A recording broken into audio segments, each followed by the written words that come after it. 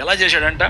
సింహాన్ని, మేక పిల్లని చీల్చినట్టుగా అలాగ చూడాలి మనము శ్రమని. ఇది ఎప్పుడు నీకు ఈ ఆత్మీయ జీవితం వస్తుందో తెలుసా?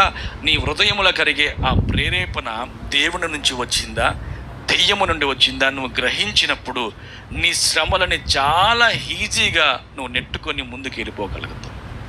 అంత ఆత్మీయ జీవితం లేకపోతే నీ గుర్తుకు వచ్చేది మొదటిగా సేవకులు.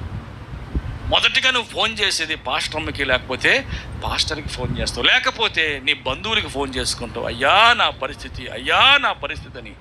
ఇంకా మనుషుల వద్ద ఏడ్చేదానివిగా, మనుషుల ముందు ఏడ్చేదానివిగా దేవుని తక్కువ చేసి నీ భక్తి జీవితం నడుస్తుందే కానీ క్షణాలలో, రెప్పపాటులో, అప్పుడే వెంటనే దేవుడి దగ్గర నుండి జవాబు పొందుకొని హృదయ ప్రేరేపణ ద్వారా ఏది పలకాలో, ఏది చెయ్యాలో,